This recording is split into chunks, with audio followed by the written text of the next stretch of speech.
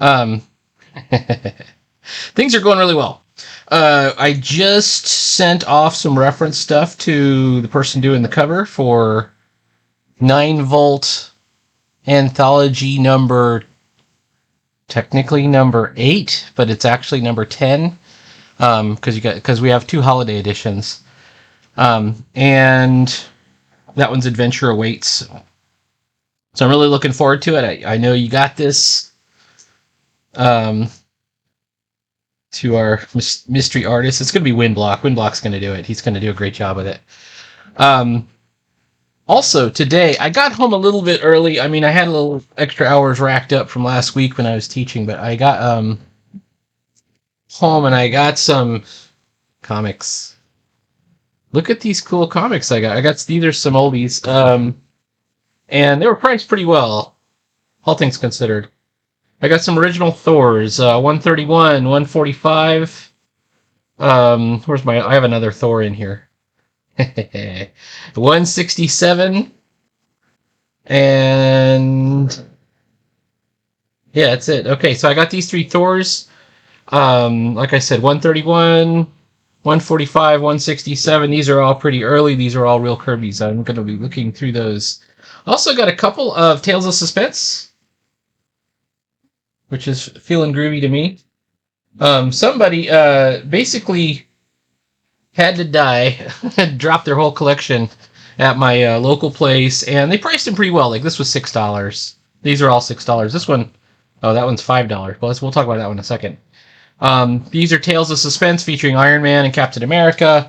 This is before these guys had their own books. They put them in Tales of Suspense where they shared a book, so it was almost like a mini anthology. And this is 85, 88, and 89. So pretty cool. And then also, I got this one because I literally just read this, a digital version of this. This is Justice League of America number 38. And it's the one where they... this is Crisis on Earth A.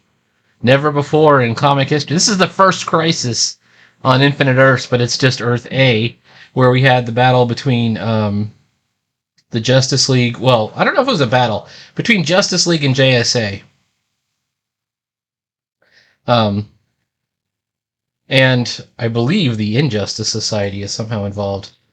Also got an early Incredible Hulk, number 114, starring Sandman when he had his new costume, the green costume. In fact, I'm curious if this is... I'm wondering who the artist is, because... I can't remember if this is a Marie Severin or what. This is the most expensive one I got at $7.99. Herb Trimpy. Awesome. Well, as you might know, if you followed me for a while, Herb Trimpy is one of my favorites. However, this is when, Trimpy was kind of part of the bullpen. And the bullpen was not where they put their best guys. For example, Kirby. It was kind of like the people who had the day jobs there. So it was Marie and Herb. A slightly defaced Green Lantern. You see somebody actually wrote inside the inside the thing here with like black Sharpie or something. Or I might be wrong on that. I don't know if they actually did that, but this one was only $3.99. It's Dr. Polaris. This is such a great era. Like, this is an incredible era. And then I also got a Daredevil, just kind of a random Daredevil. Number 34, to squash a beetle. I wonder if this is... Let's check. I think it might be Wally Wood. But let's take a look.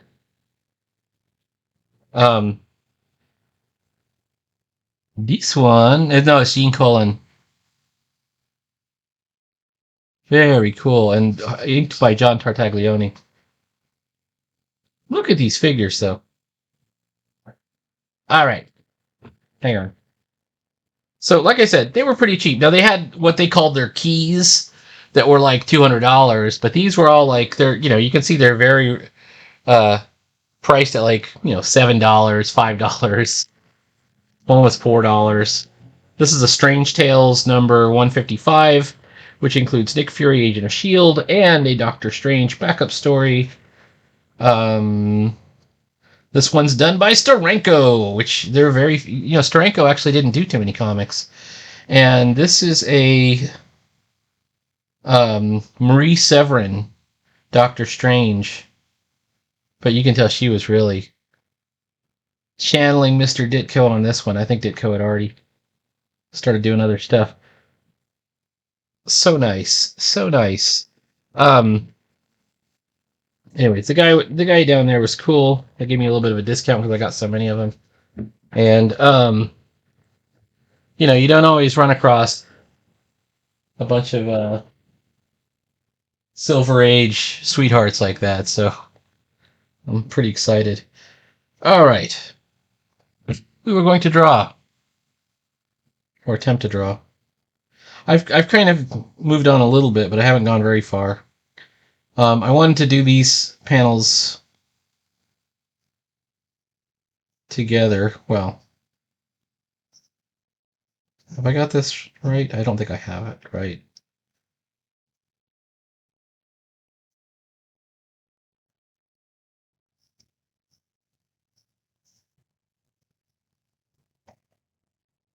What else can I tell you? Things are going really well. I've been working on my sketchbook. I've followed a bunch of sketchbookists.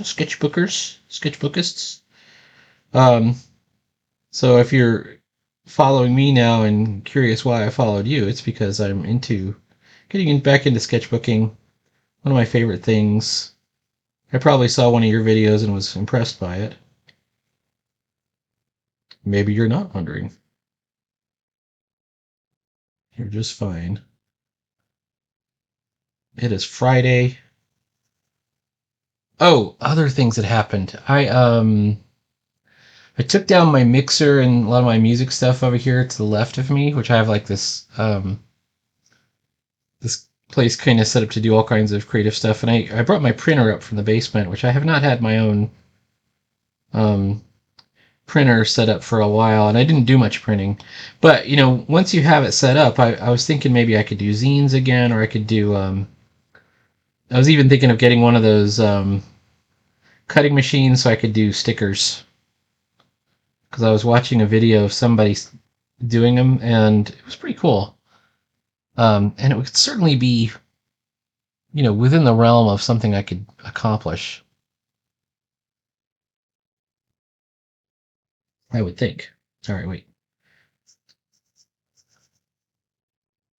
I don't know if you remember highlights, which is fun with a purpose, but often on the back page of highlights, they would show two pictures and they would say, "What's the difference between these two pictures?" And you would have to find all the different things. Well, in this case, I've got two panels that are mostly similar, but he's moving his angle here, so I have to figure out what have I forgotten to put in? Is it the straps on the backpack? Is it um the little ties on his tunic thing here? You gotta be thinking about these things, man. All right. I'm just now getting to the point where I'm drawing Perseus a little bit more better. More gooder. I think that's the correct grammar, right? More gooder. Is that how you say it? I like how I'm drawing Balin now, and Balin was the one I couldn't figure out before. Um, Perseus is still cool. I think he has a little bit embarrassed. We're doing this cover, and I sent the reference stuff off. And I was looking at some of my art, which is not that old. I mean, it's months old, mere months old, and I'm already like, I can do better than this. I'm better than this. So it's both a good thing. It's kind of a good problem to have, where you're thinking, you know what, I've improved, but we're gonna keep it rolling. Keep it rolling, baby. That's what it's all about. And simplify, simplify, simplify. Um, Depending on how my time goes over the summer, like if I don't get overwhelmed with nonsense, now that I'm an empty nester, I might set up my Patreon, which will include stuff like zines and stickers and stuff like that, ash cans, whatever I can come up with. Um, because I have the production capability. Like, I'm putting out pages in a nice clip, and it's good stuff. It's entertaining. I think you'll enjoy it. Um, and might be fun to be sending stuff out. I don't know. Also, want to feel like I qualify as a self-publisher. Self-publishing expo. I can go to the SPX. My stack full of home printed zines. I mean, it's not like I couldn't like legitimately print stuff. Like you can get stickers made. I'm gotten pretty good at using print on demand services and stuff like that. Like I've really kind of figured out the ins and outs of Adobe and preparing files for print and all that stuff. But um,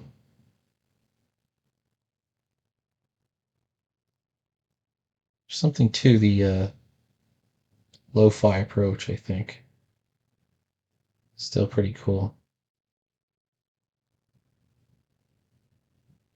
Now I want this same deal as these sort of mirrored panels. I want them to look good, and I want them to look uniform, but I don't want them to look like I got one and copied and pasted. I want it to be, just different enough that everyone knows. Oh wait, he's got a little window in the door we've established.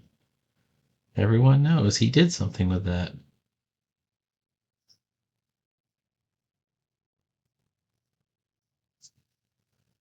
And I don't know, I slightly regret kind of repeating the same layout in these two panels and then doing it again, but it's like a guitar solo where you play the same sequence of notes twice. The first time is pretty cool, but the second time kind of shows that you did it on purpose. So I know I'm kind of regretting it, but I think it's still cool. It's all good.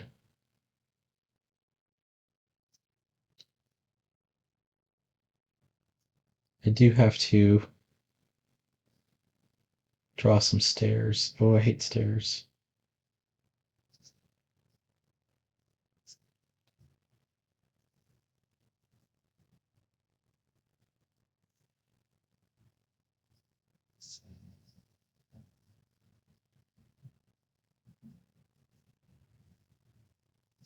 Simplify, simplify, simplify. Let it be the mantra of your life. Okay. I was going to have the potted plant looking thing just kind of fallen over in the second one. If you remember a couple of panels back, Balin implied that, the house is going to go up in flames after, you know, Master Alcabetz's death. And that's exactly what happens. Just burst into flames. It was important for me to use the same kind of layout trick because we wanted to show the house in the foreground and the characters going away. This is how you have to think about comics. The house remains. It's the characters that are going away because they're leaving it behind. Right? So you have to leave that impression. All right. All right. All of me. We got good stuff. Things are going good.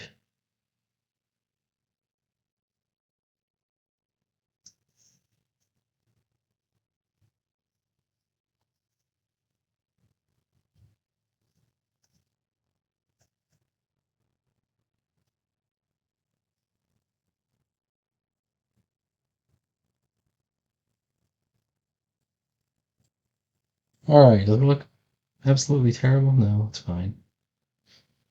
Um,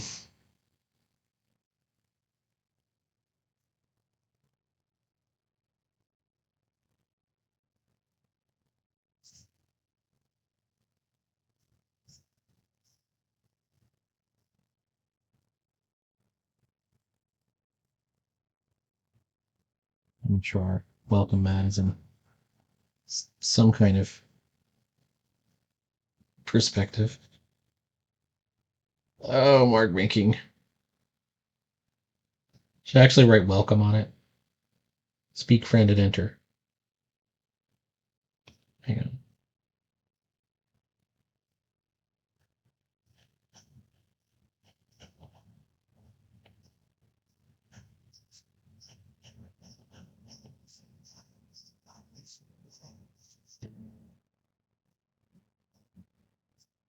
There's not like a window back there or anything, is there? No.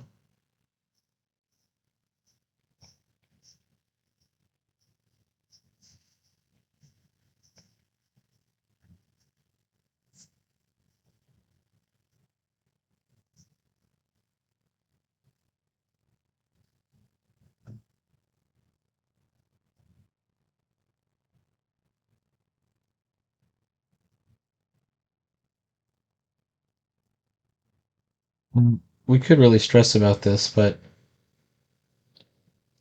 in my opinion, we shouldn't, because we're still in the cartoon universe. If some line isn't perfectly straight, or you know, it's coming off looking a bit cartoony, I don't think it's the worst thing in the world.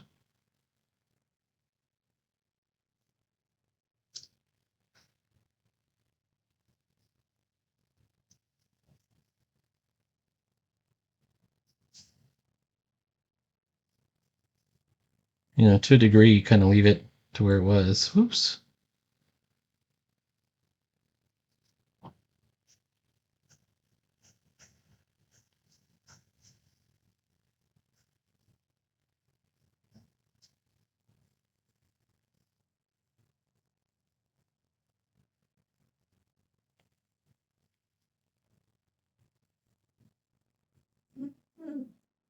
The melons are looking good.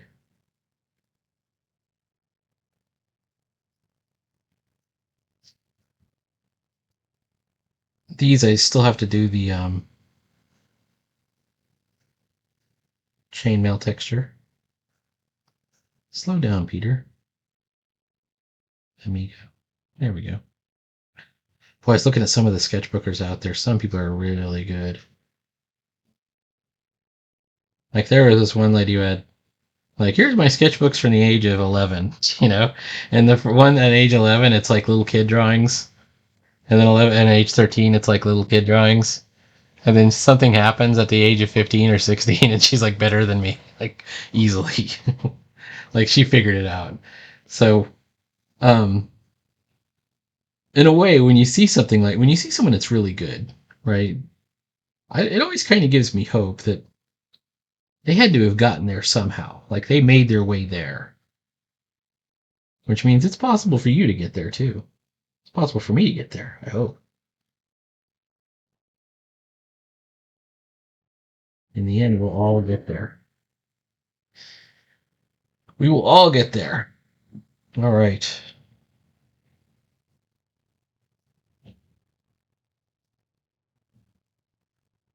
Well, this one's a weird one because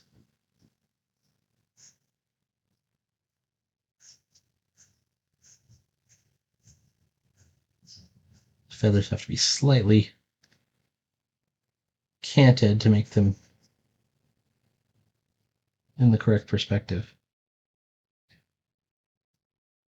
Or at least most of the way there. There are so many people that just don't bother to do the work. They'll either contract it out, like in comics. There's so many bullshitters in comics. It's just how it is. There's always going to be bullshitters that, like, they like the idea. Maybe they envision themselves as doing that. But and then you have these guys that just kind of like hire dudes. I'll just hire somebody to do the thing for me. It's clearly a desire to create your own stories. So why would you ever give that up? And I'm not saying, oh, well, I just do the writing and they do the art. It's got to be both. The art is the story. Anyway, that's my thoughts on the matter.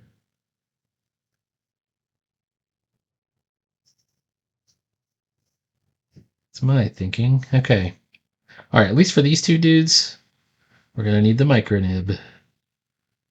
All right, so to begin with, chainmail shirt. Also, is he backlit? He's frontlit, actually.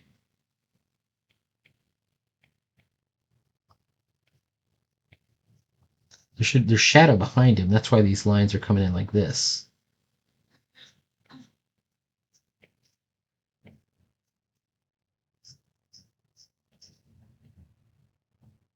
Right?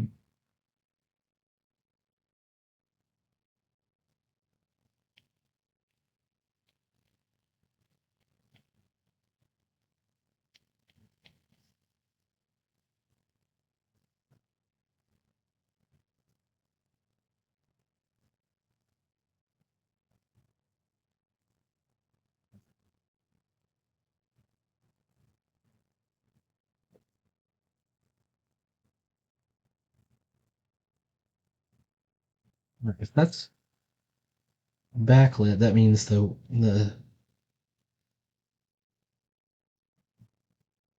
it's kind of along that range, and then this one will be completely filled up.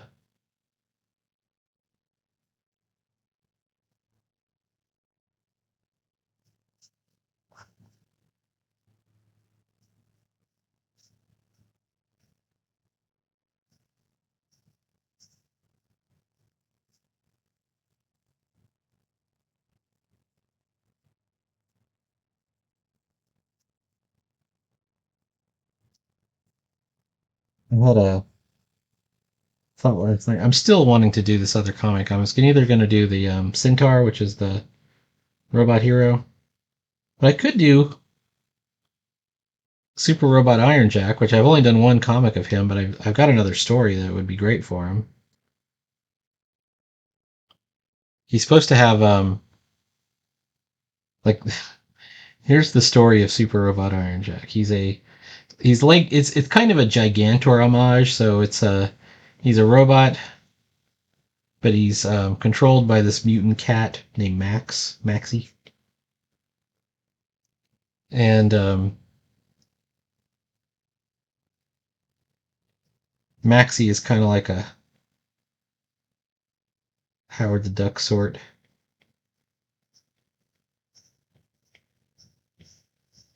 of character. He's a little bit mercenary. There better be sardines in it for Max. I can show you a picture of him. Hold on. Where's Super Robot Iron Jack?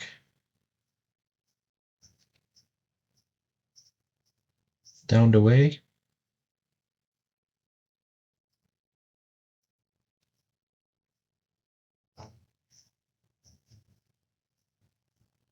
It's not that one. It's not that one. It's not that one. Look what happened. Oh, it's this gun. It's this one. Okay, there's Super Robot Iron Jack. I don't think I did a very good job with the coloring, but there he is. Super Robot Iron Jack.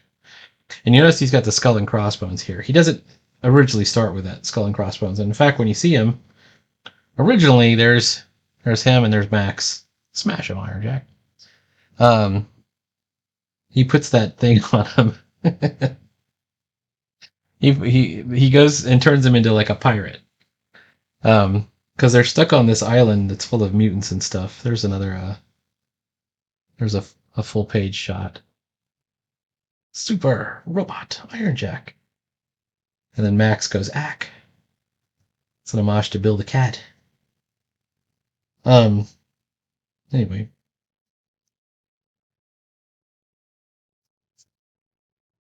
In their bid to get off the island, they have to figure out how to get things like money, supplies, fuel, all this stuff. And of course Max's solution is to steal it all. And the robot doesn't have much in the way of morality, but he's going to have something. He was supposed to be a defender of peace. But this crazy cat kind of ends up in control. Shadows. Whoa. Hey now.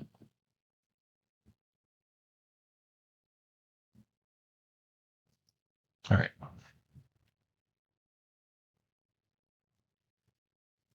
So in the first adventure is when the cat takes control of the robot for the first time. And they find out that the scientist that set everything up is just a hologram anyways. He's already dead. I'm just a hologram. So they have to fight their way through this ambush by these mutant wasps, and then they win at the end. But he really has to leave the island. That's the whole point. So I wanted to have all these adventures where, you know, they start out kind of trying to be good guys and then screw it up, and then they decided to paint the skull and crossbones on the robot and become criminals for a while. But even as criminals, they're going to get kind of caught up in some other stuff. Okay. And once again, I'm going to leave this one empty. In fact, I almost want to take off the panel border, but I think I'm going to leave it because it goes from this panel to this one where he's determined, right? All right. I have a feeling I'm not going to finish this panel on this stream today, and I'm definitely not even going to get to the tones. I'm slowing down in my old age. What's happening? What's happening, Peter?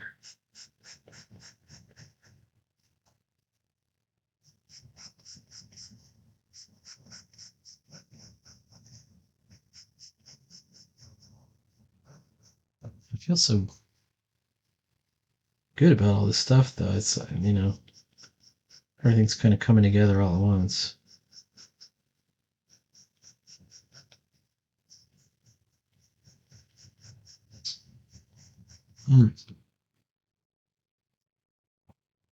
Well, long story short, I don't know if I can promise Adventure Awaits will be out by the end of June, but I'm hoping it by July. I still have several pages of Tarzan to finish.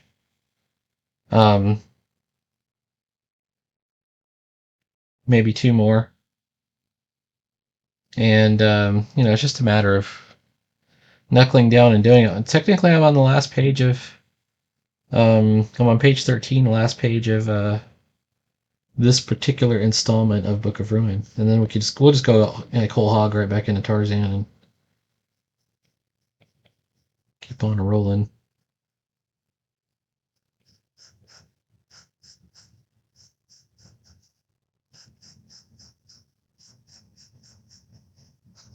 All right.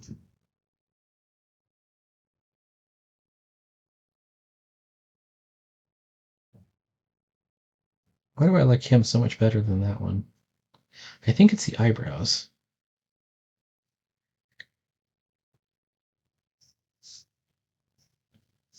Yeah.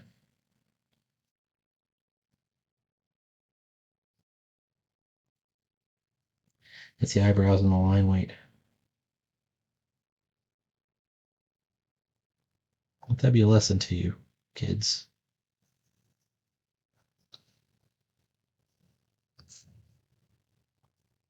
All right, yeah, looking good, man. Looking good. Looking good. Looking good.